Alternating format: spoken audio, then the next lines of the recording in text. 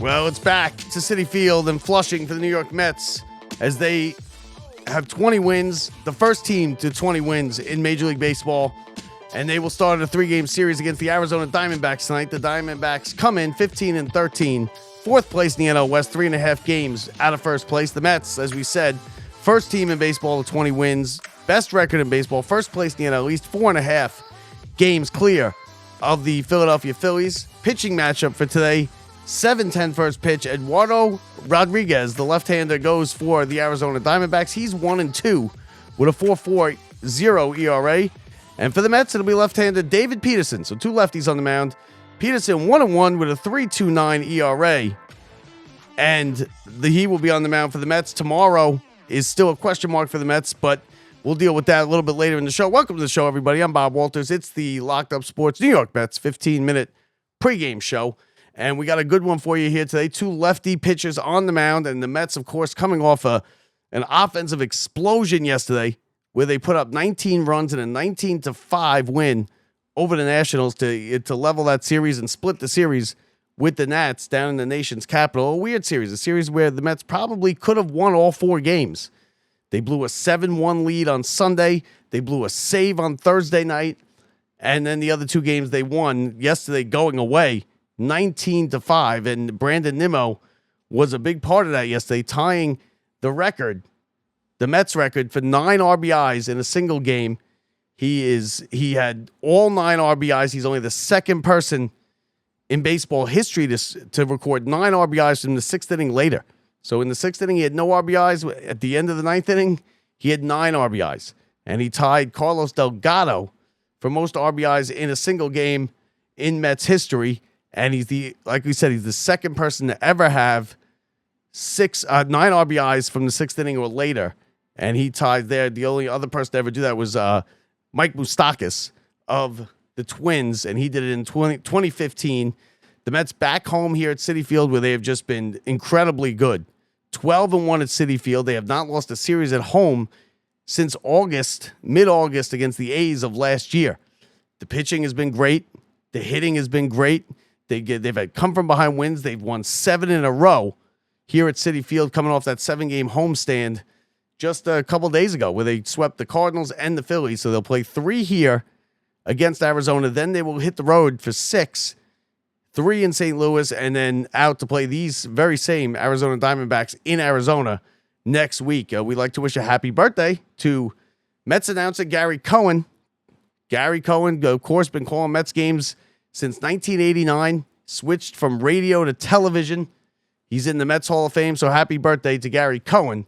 We will not tell you how old he is, but happiest of birthdays to Gary. So the Mets also 18-7 in the month of April. This is tied for the most wins that this franchise has ever had in the month of April. They still have 2 days and 2 games to break that record, so we'll see if they can do that either tonight or tomorrow. Edwin Diaz has 123 career saves for the Mets. His next save, he will be tied with Jeurys Familia with 124, third place on the Mets career saves leaders list. So that's what's going on. Like we said, Brandon Nimmo yesterday tied the franchise record with 9 RBIs. And what does he get for that? He gets a day off. He does not. He's not in the lineup tonight. It's kind of a weird thing that he's not in the lineup. He's kind of turning the corner with the bat. Yesterday, obviously a career day for him. And then, Mendy decided to keep him out of the lineup. We'll see, what he does.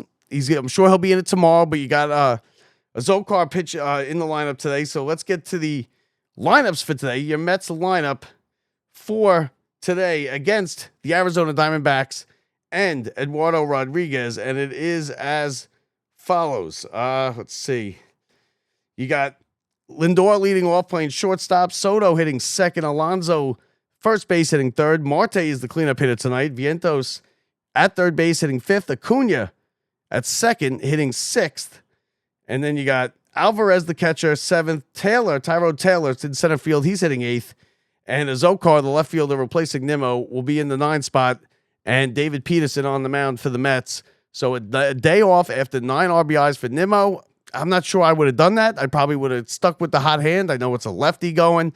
But either way, Yeah, I would have stuck with Nimmo. Give him another chance. Let him go out there. Let him continue to rake the ball and see if he could kind of get a good streak going here. Vientos is in the lineup. He's been hitting very well. He's got a 6-game hitting streak. He's hit safely in 6 straight games. Over the last 13 games, he's hitting .320, 16 for 50 with 11 runs, 3 doubles, a triple, 3 home runs, and he's knocked in 13 runs. So after the slow start, Mark Vientos has really picked it up lately in the last, about 2 weeks. So it's also Walking Dead night here at Citi Field. So the AMC hit show takes over. You're going to see people, if you're watching the game, you'll see people dressed as zombies and whatnot. Me, I'm not a Walking Dead fan. My wife watched it. I did not watch it. So I really don't know what it means to be Walking Dead night at Citi Field. I will find out, though, because I'll be there in attendance at the game tonight. So the only thing that's really not going well for the Mets, in this season so far, and it's not even as bad as people make it out to be, has been Juan Soto. Soto hitting .257, 3 home runs, 12 RBIs on the season. He only has 2 stolen bases, and his OPS is a .788, which is well below his career average of over 900.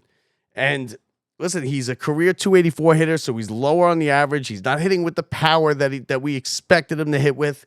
But I think it's going to come. I think people are making a mountain out of a molehill when it comes to Soto. Listen, it's the first month. We're not even, 30 games into the season yet. So let's pump the brakes on killing Soto. The team is winning. The pitching has been incredible. Soto will come around. He's too good not to. And people, I think, some people just have to have something to complain about, right? You have to have something to complain about. And if you're complaining about, 257, 3 home runs, 12 RBIs, I get it. It's not, what we thought it would be right off the bat. But we've seen this before. Mike Piazza had a slow start when he came here. Lindor had a slow start when he came here. Lindor had a slow start last year. Last year at this time, Lindor was hitting 175. He finished the year second in the MVP voting. So can we at least get to June 1st before we start killing Soto and killing the Mets for the contract and everything like that? All I heard today on talk radio and WFAN and was these people calling in, killing he's not doing the shuffle. The Athletic did an article about how he's not doing the Soto shuffle, and hit one of his trainers or his athletic guy said, he's not feeling comfortable. Okay, come on. And then people, of course, drew whatever they wanted to out of that statement. He's not comfortable. Was he comfortable with the Yankees? Does he want to play with the Yankees? Come on, give it a rest. Give it a rest. He's gonna be fine. The Mets are winning. He's happy here. He's not happy. How could you not be happy with the amount of money he's getting? First of all, he's living a dream life. He's fine. He's going to come around, and wait till you see if this is the bottom, if this is the floor, wait till you see what the ceiling is. And maybe tonight is the night where he gets his first Citi Field home run. He's yet to hit one here. He's over 100 at bats. People are starting to panic about that. Listen, everything else is going right with this team, right? Pete Alonso is raking the ball, continuing to rake the ball. Mark Vientos is now hitting. Nimmo just had 9 RBIs. If you want to worry about something, maybe a little bit the bullpen.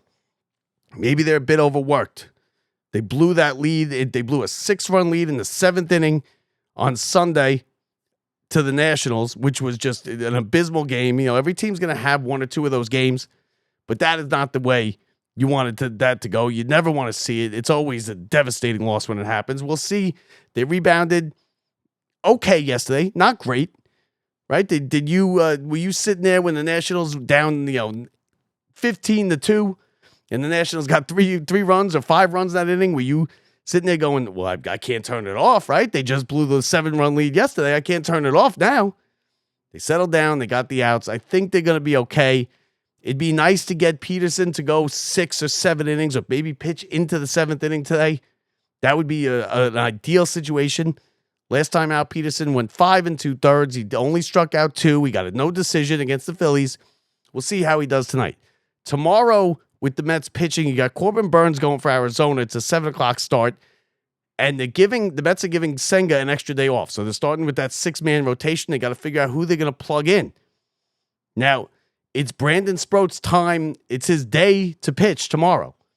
He hasn't been great down at AAA. He got beat up pretty good in his last outing. The question is, are they going to give it to Brandon Sproat, or is it going to be Waddell that comes up who has options? I think I would rather see Sproat get the start, let him get the start, the first major league start, let him get up here, get a taste of it. But I think it's going to be Waddell because he has options. And what they're going to do is they're going to bring him up and they're going to bring him back. But you're going to see Brandon Sproat here, I think, sooner than we thought.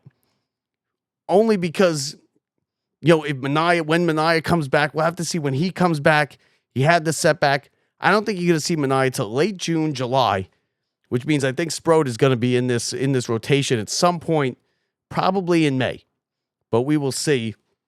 And then, of course, you got a day game on Thursday, a getaway day, and Kodai Senga will pitch in that one against Zach Gallen for the Arizona Diamondbacks. So almost game time here at Citi Field. The Mets try and become the first team to 21 wins in baseball. They are 20-9. They're 12-1 here at Citi Field. They are trying to improve to an 8-game home winning streak. David Peterson on the mound against Eduardo Rodriguez. First pitch is 7:10. If you want to watch it, it's on SNY with the birthday boy Gary Cohen, Keith and Ron. And if you want to listen to it, we got our friend Keith Rad and Howie Rose on Odyssey Mets Radio, 880 AM, 92.3 FM, HD2. And it should be a good one. So Mets, Diamondbacks, 7:10 is your first pitch as we come up on game time, everybody. Enjoy the game. We'll talk to you after it. I'm Bob Walters from the Brian Gunzel Studios. See ya.